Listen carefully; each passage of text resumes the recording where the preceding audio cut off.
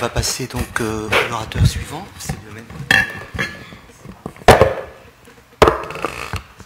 On va passer à la troisième conférence. C'est le rôle du PET scanner dans les maladies pulmonaires autres que le cancer du poumon, présenté aussi par le professeur Elif Hendiye.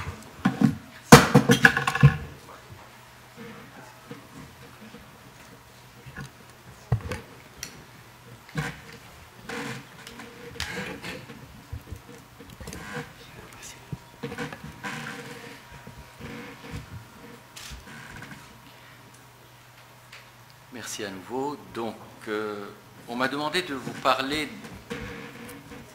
du rôle de la TEP dans les pathologies pulmonaires hors cancer. Il est vrai que ce sont des indications qui sont peu connues, qui n'ont pas fait l'objet d'études comme le cancer pulmonaire, et donc vous verrez peu de choses dans la littérature. J'ai fait pour vous un peu le tri, et je vais vous présenter uniquement ce qui peut me paraître comme une piste éventuelle d'indication de la TEP. Alors, de quoi on va parler ? On va parler un peu de sarcoïdose, du rôle de la TEP dans les vascularites. On va évoquer aussi la tuberculose, la fibrose pulmonaire idiopathique.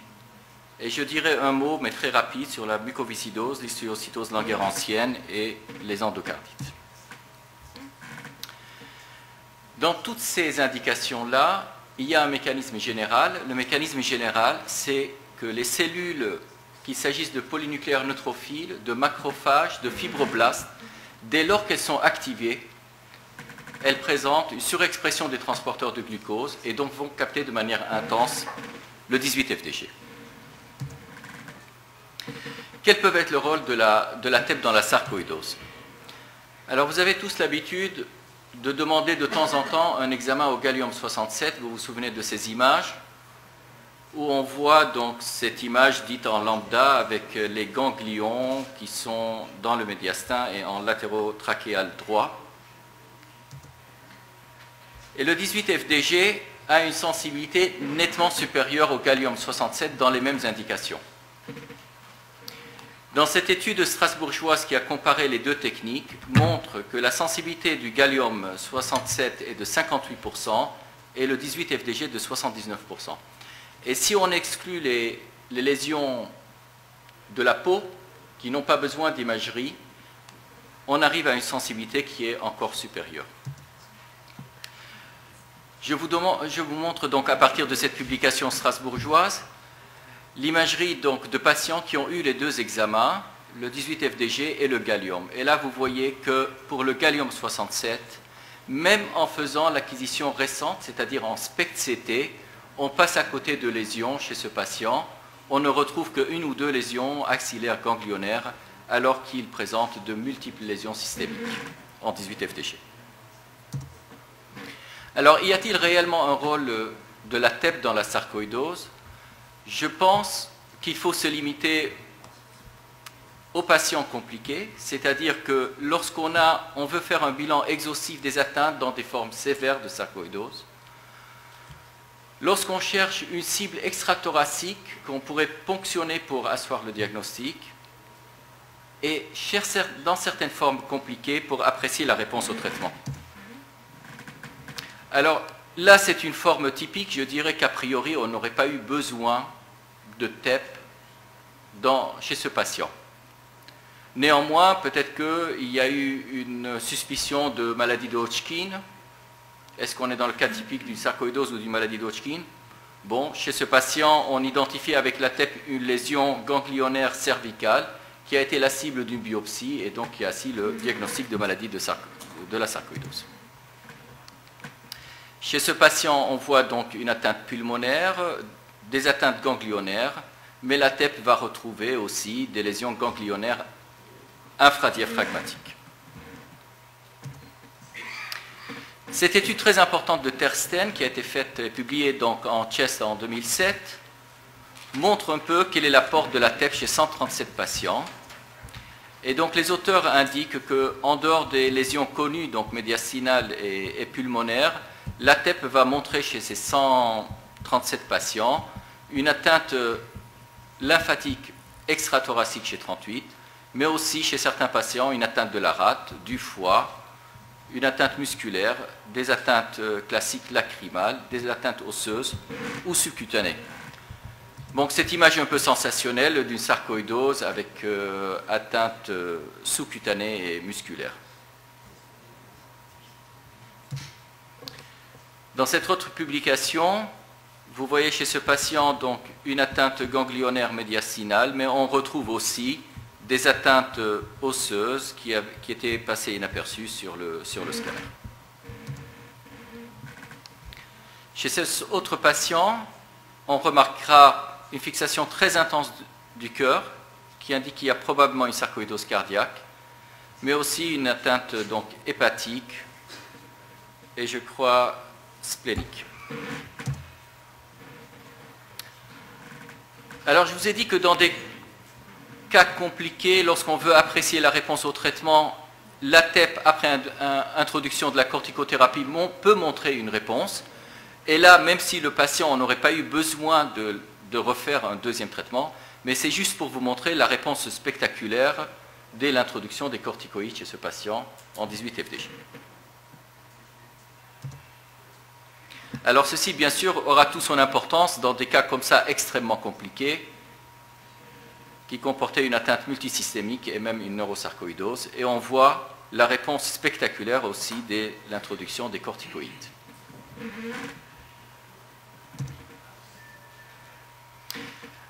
Alors, une indication potentielle, et je sais que le professeur Tazi à Saint-Louis nous demandait beaucoup d'examens dans ce sens, c'était les patients compliqués lorsqu'il y avait une fibrose, des patients de stade 4, et où il n'était pas sûr s'il pouvait arrêter ou pas le traitement, il n'était pas sûr de l'utilité du traitement, et la corticothérapie au long terme n'est pas très judicieuse. Et donc, là aussi, je vous ai mis donc la publication de Tersten qui dit que dans ces cas de fibrose, lorsqu'on voit qu'il persiste une fixation 18 FDG ou une fixation au gallium dans le temps, ces patients pourraient probablement bénéficier d'une corticothérapie, alors que les patients qui ne montrent aucune activité, la corticothérapie sera inutile. Et donc ils associent ça à ces images qui montrent cette fixation relativement intense au site de fibrose et une réponse sous traitement, et cette réponse est accompagnée aussi d'une amélioration fonctionnelle. Ce qui me paraît le plus important, enfin, à la lecture de ce que j'ai lu récemment, quelque chose qui me paraît important, c'est la sarcoïdose cardiaque. Pourquoi vous parlez de sarcoïdose cardiaque? C'est qu'on se rend compte de plus en plus que la mort subite est une des raisons de la mortalité les plus importantes chez les patients atteints de sarcoïdose. Et il ne s'agit pas forcément de patients dont l'atteinte cardiaque était connue.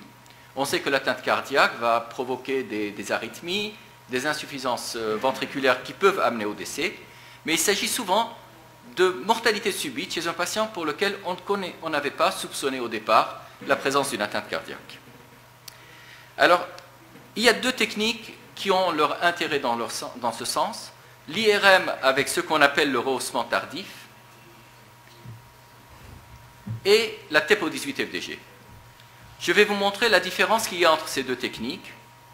L'IRM est une technique extrêmement intéressante, mais sans doute qui montre l'atteinte cardiaque à un stade avancé, alors que la TEP pourrait montrer l'atteinte cardiaque au stade inflammatoire. Alors, quelques publications qui m'ont paru utiles. Cette publication de Patel dans Circulation 2009, chez qui ils ont fait des examens IRM chez 81 patients. Ces patients, ils ont remarqué que dans 21% des cas, je crois, j'arrive pas à lire, donc non, dans 26% des cas, ils ont détecté en IRM un rehaussement tardif au niveau de la paroi myocardique. Et ce rehaussement tardif, dans la moitié des cas, ne s'accompagnait d'aucun signe selon les critères japonais qui pouvaient orienter vers une atteinte cardiaque. Alors, ça c'est les images qu'ils montrent, des images très intéressantes, donc en IRM, de rehaussement tardif de la paroi. Et chez ces patients-là, le risque de survenue de mort subite ou d'arythmie ventriculaire était 11 fois supérieur aux patients qui ne présentaient pas ces signes en IRM. Alors par contre, lorsqu'ils ont répété l'examen à 2 reprises et sous traitement, ils remarquaient que ce rehaussement en IRM ne se modifiait pas. Ce qui veut dire que les signes montrés en IRM sont des signes tardifs et qui reflètent la fibrose. Et effectivement, sur cet examen avec autopsie d'un patient, donc l'examen en post-mortem, on voit que les sites de rehaussement en IRM correspondent à des sites de fibrose ici, au niveau d'un anévrisme cardiaque, et aussi ici d'une fibrose avec granulomatose. Donc, une autre équipe, ici allemande, montre exactement les mêmes résultats, avec 36% de risque de mortalité supérieur chez les patients qui ont un rehaussement en IRM. Alors, où interviendrait éventuellement la TEP? Dès 2004, des auteurs japonais ont montré que chez certains patients, on peut voir apparaître des fixations intenses du FDG au niveau de la paroi myocardique, alors que les images de perfusion classiques que vous connaissez au MIBI ou au thallium sont normales.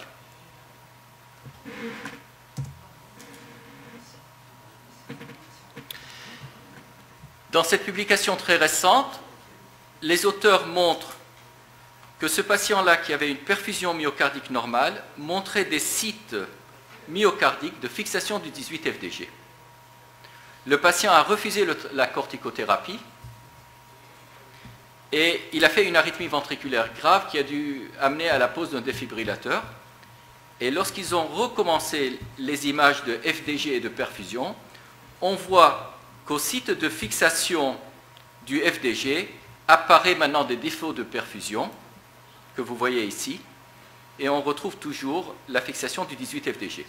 Donc, très tardivement, les images de perfusion myocardique ne sont que reflets très tardifs de ce qui peut survenir chez un patient qui a une fixation au départ inflammatoire du muscle cardiaque. Alors, les images de Sestamibi, voilà, les images du 18 FDG. Voilà. Je reviens? Oui. Les images d'en haut sont... Alors, les images du haut sont des images de perfusion au MIBI. Voilà. Ces deux images sont des images de perfusion au MIBI. Le premier examen et le deuxième fait après l'atteinte cardiaque chez le patient qui a refusé le traitement par corticothérapie. Et vous voyez ici la fixation du 18 FDG au niveau du septum, au niveau de la paroi inférieure. Cette fixation qui persiste sur le deuxième examen, mais là apparaît le défaut de perfusion.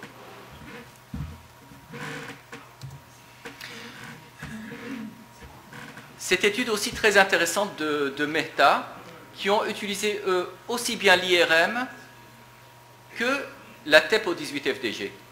Et ils ont décidé que dès lors qu'il y avait des signes radiologiques, ils vont faire une exploration supplémentaire, c'est-à-dire essayer de provoquer une arythmie ventriculaire chez le patient. Bon, c'est un geste qui est relativement risqué, mais ils ont remarqué qu'environ, je n'ai pas les chiffres,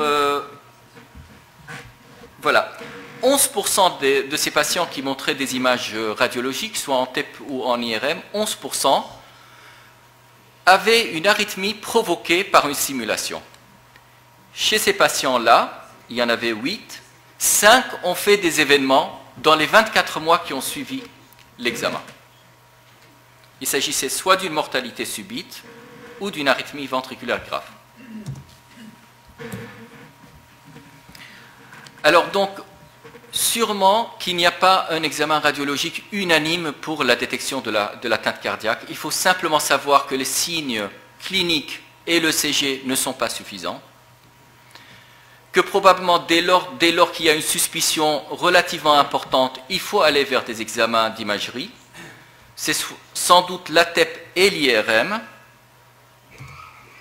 en sachant que la TEP va découvrir l'atteinte au stade inflammatoire traitable par des corticothérapies, alors que l'IRM va montrer des patients avec une atteinte sévère qui va nécessiter, pour la prévention, une pose d'un défibrillateur. Alors, quelle est la difficulté de faire une imagerie cardiaque en TEP chez ces patients? La difficulté, comme vous le savez, c'est que le muscle cardiaque consomme physiologiquement du glucose et il consomme aussi des acides gras. Donc si on veut mettre en avant le site inflammatoire, il faut essayer d'éteindre, d'atténuer la captation physiologique de glucose par le cœur. Pour ce faire, il faut d'une part que le patient soit en jeûne de 12 heures, mais aussi de dériver le métabolisme vers le métabolisme des acides gras. C'est-à-dire que la veille au soir, son repas est consisté en une prise soit de lipides ou de protéines et un traitement qui empêche la sécrétion de l'insuline. Voilà. Et donc, je vous montre ces images très intéressantes où on voit ici qu'il y a une fixation tout à fait anormale au niveau de la paroi ventriculaire droite, mais s'il y avait un site d'inflammation au niveau du ventricule gauche, il serait passé inaperçu. Ce même patient a eu un nouvel examen avec régime adapté, mais en plus injection d'héparine, donc 50 unités qui n'entraînent pas de risque hémorragique.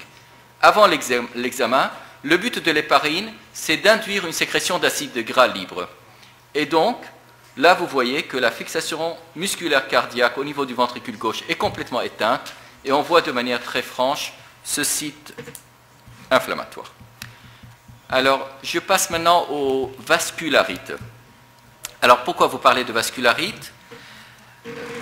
Les vascularites qui peuvent bien sûr vous intéresser sont d'une part les vascularites des gros vaisseaux, donc la maladie de Takayasu qui peut donc induire une atteinte de l'artère pulmonaire, l'artérite géante, mais aussi les artérites à ANCA positif, dont la maladie de Wegener.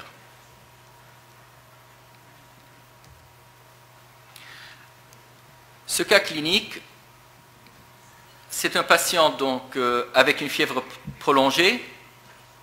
Au bout de 2 mois d'examen, étiqueté fièvre au long cours d'origine indéterminée. Il présente une CRP élevée. Et maintenant, dans les recommandations, lorsqu'on n'arrive pas à retrouver la cause d'une fièvre, la TEP fait partie des indications maintenant hors cancer.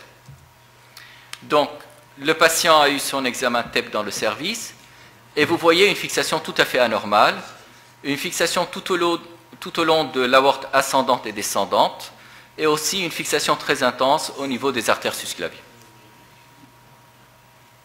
Alors, bien sûr, chez ce patient, la première suspicion, c'est probablement une artérite géante, du fait de l'âge, une maladie de Horton. Le scanner va montrer donc cet épaississement de la paroi, et la biopsie de l'artère temporale confirme la maladie de Horton, et le patient a une régression de l'ensemble des symptômes sous corticothérapie. Alors, faut-il faire souvent des TPO-FDG dans les vascularites des gros vaisseaux? Il faut le faire devant une fièvre d'origine indéterminée parce que la fréquence est d'environ 30% de découverte d'une vascularite et c'est important de faire le diagnostic de manière pas tardive. Il est important pour le bilan d'extension parce que plus l'étendue de la paroi aortique inflammée est important, plus le risque anévrismal au long cours est important. On pourrait aussi utiliser la TEP pour évaluer la réponse au bout de 3 mois de corticothérapie ou d'autres traitements immunosuppresseurs. Par contre, la TEP n'a aucune valeur pour le suivi au long cours parce qu'il y a des remodelages de la paroi intimale du vaisseau qui fait que persiste un bruit de fond de fixation du 18-FDG. On ne pourra jamais dire s'il persiste ou non une certaine inflammation au niveau du vaisseau. Donc, au long cours, la TEP n'a pas d'intérêt. Le rôle de la TEP dans la maladie de Wegener est peut-être plus exotique, mais il y a de multiples case reports dans la littérature. Quand est-ce que vous pourrez avoir recours à cet examen? Lorsque vous n'êtes pas totalement sûr de votre diagnostic clinique et de l'imagerie, c'est-à-dire on a une suspicion, mais on n'est pas sûr, les ANCA ne sont pas suffisamment élevés, et on essaye de chercher un site de biopsie pour pouvoir asseoir le diagnostic. Et on voudrait faire le diagnostic de manière précoce pour éviter que le patient rentre dans un stade systémique ou avec induction d'une glomérulonéphrite qui pourrait être néfaste. Donc, ce case report qui montre que chez ce patient avec atteintes pulmonaires qui sont assez évocatrices, des encas qui étaient limites, on a pu retrouver donc une inflammation des muqueuses qui a permis d'orienter un site de biopsie et d'affirmer le diagnostic de maladie de Wegener. Alors parfois dans des formes sévères, comme pour la sarcoïdose, ça pourrait permettre de faire un bilan de l'étendue de la maladie. Et donc vous voyez ici cette atteinte multisite. Et toutes les atteintes sont visibles en TEP-TDM avec l'atteinte donc nasale, l'atteinte parotidienne, l'atteinte pulmonaire et ganglionnaire médiastinale, et aussi ici une atteinte de la prostate.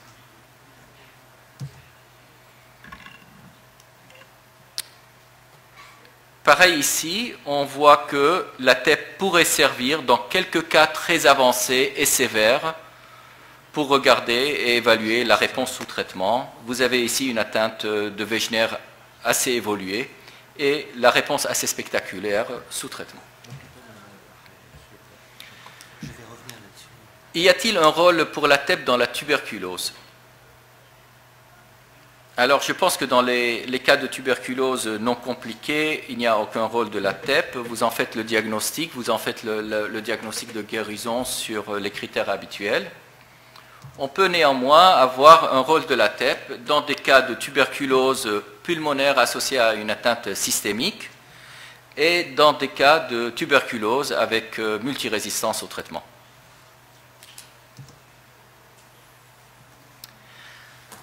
Alors, bien sûr, la TEP, vous l'avez vu, la tuberculose est notre ennemi pour le bilan des cancers. Souvent, des nodules peuvent être des tuberculomes. Elle peut induire aussi bien des images faussement positives au niveau d'un nodule solitaire qu'au niveau d'un bilan diagnostique ganglionnaire, voire de ganglion médiastinal. Et c'est pour ça qu'on fait toujours une biopsie de confirmation avant, dans le bilan d'un cancer pulmonaire.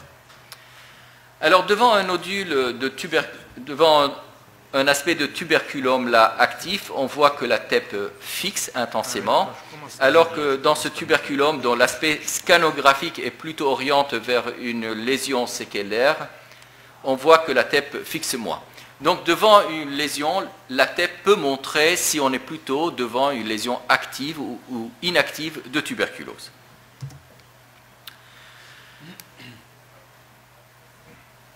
Alors, ici une étude qui a été faite à l'hôpital d'Avicenne, et les auteurs ont décrit deux patterns d'aspect de 18 FDG dans la tuberculose. Un pattern qu'ils ont dénommé un pattern pulmonaire, c'est-à-dire où la prédominance, c'est la prédominance de l'atteinte pulmonaire avec une atteinte ganglionnaire qui est moins importante. Et là, la fixation 18 FDG est franche, mais n'est pas très intense. Par contre, l'autre pattern, c'est le pattern lymphatique, qu'ils appellent lymphatique, avec des atteintes ganglionnaires et systémiques. Et là, on a une fixation beaucoup plus importante du 18 FDG.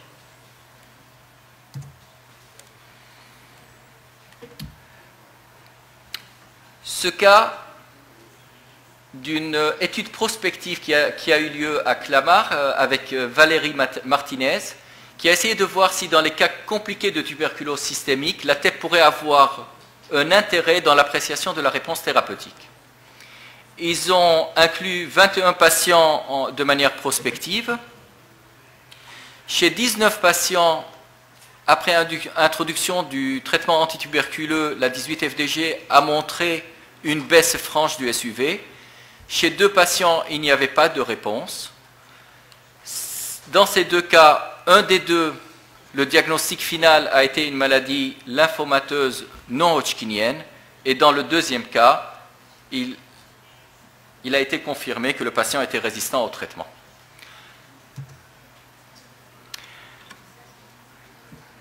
Voici les images qu'il montre. Je vais terminer peut-être avec la fibrose pulmonaire pour ne pas trop retarder. Alors, la fibrose pulmonaire idiopathique, Devant les pneumopathies interstitielles idiopathiques, la fibrose pulmonaire idiopathique est celle qui a le plus mauvais pronostic. Et il est souhaitable souvent de savoir si on peut faire la différence par une méthode d'imagerie entre une fibrose pulmonaire idiopathique ou des pneumopathies interstitielles non spécifiques. Alors ceci a fait l'objet de différentes études. On voit, contrairement à ce qu'on s'attend, on aurait dû s'attendre, c'est qu'au site de fibrose pulmonaire, il y a une fixation très intense du 18-FDG. Ça montre que nous sommes au niveau d'un front de fibrose actif. Cette étude de Nusser montre qu'on ne peut pas faire de la différence sur la base uniquement du SUV entre une fibrose pulmonaire idiopathique et une pneumopathie interstitielle non spécifique.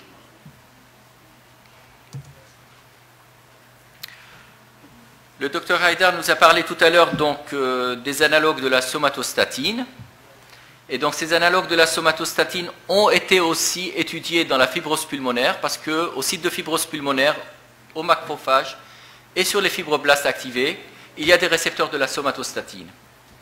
Et ces auteurs ont montré que la fixation du dotanoc était intense au site de fibrose et ont publié ce travail qui montre qu'ils peuvent faire la différence entre une fibrose pulmonaire liée à une pneumopathie interstitielle non spécifique et une fibrose pulmonaire idiopathique où la fixation serait beaucoup plus intense. Alors, ceci n'a pas été confirmé par une autre publication, et donc je m'arrêterai là. Voilà, je vous laisse... Merci, Dr Hindi. J'ai une question à vous poser concernant la sarcoïdose cardiaque. D'abord, pour votre protocole, vous avez dit qu'on met la personne à jeun 18 heures ou 12 heures, car la diapo dit 18 heures. Oui. Alors, nous, dans le service, on fait uniquement 12 heures de jeûne. On demande aux patients de prendre un repas riche en lipides et sans glucides du tout. 12 heures auparavant. 12 heures auparavant. Et pour l'instant, nous, on n'a pas injecté d'héparine. C'est quand est-ce qu'on donne l'héparine alors, par rapport à la traceur? L'héparine est donnée normalement, certains le donnent 15 minutes avant et 30 minutes avant, et d'autres font une injection unique 30 minutes avant. Avant le traceur. Avant le traceur. Et un autre protocole est utilisé aux États-Unis, je ne sais pas si vous avez l'expérience, c'est pour justement le même effet, c'est de mettre une infusion de glucose avec de l'insuline pour que le myocarde prenne surtout le glucose donc endogène et ne prenne pas le glucose marqué. Avez-vous une expérience avec ce protocole? Alors, je connais ce protocole simplement parce que je connais les gens qui l'ont fait, donc les gens du Massachusetts General Hospital. Nous, on ne l'a pas utilisé parce qu'il a été testé dans la littérature. Certains disent que le repas que l'on pourrait prescrire aux patients, un repas simple avec simplement consommation de biscuits sans sucre avec des lipides, marcherait aussi bien. Et d'autres disent que cette prescription est tout à fait utile. Mais nous, on n'a pas accès parce qu'il est vendu, je crois. Hein, c'est un... Il est quoi? Il est breveté. Enfin, ce régime, ils ont mis au point, au MGH, ils ont mis au point, ils voulaient le vendre au départ. Je ne sais pas si ça a été vendu ou pas. Simplement une infusion de glucose avec de l'insuline. Il n'est pas breveté. Le Mount Sinai l'utilise aussi. Ah oui, pardonnez-moi. Là, oui, vous parlez d'autre chose. Vous parlez de l'infusion de glucose. Oui. Alors, l'infusion de glucose avec l'insuline, on l'utilise notamment pour faire les protocoles de viabilité myocardique. Mais il est utilisé pour la sarcoïdose et pour empêcher le myocarde de prendre... Exact. Alors, Tersten l'a utilisé pour la sarcoïdose. Je crois que malheureusement, la fixation physiologique qu'elle induit avec l'hyperinsulinisme réduit les capacités de mettre en évidence les sites focaux d'inflammation. Merci.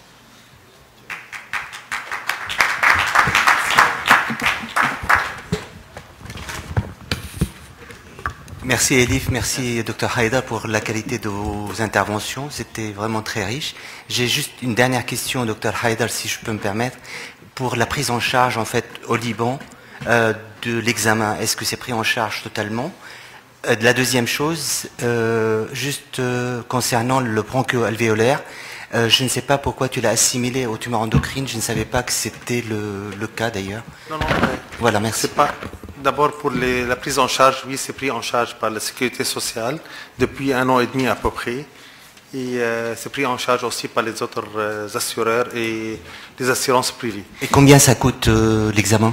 C'est $1000 normalement et pour la sécurité sociale, c'est $800. $800. Oui. Pour la broncho-alvéolaire, je n'ai pas assimilé. J'ai dit les gallium, ça marche pour la broncho-alvéolaire aussi bien pour les tumeurs neuroendocrines. Dans le cas des tumeurs broncho-alvéolaires, le gallium avec la somatostatine, ça marche très bien. Vous avez l'expérience là-dessus? Oui, on a des malades qui fixaient par le FDG, qui ont fixé les galliums, c'était des broncho-alvéolaires. Jamais entendu parler. Merci beaucoup, il faut qu'on s'arrête parce qu'il y a des choses qui suivent dans le planning. Merci beaucoup.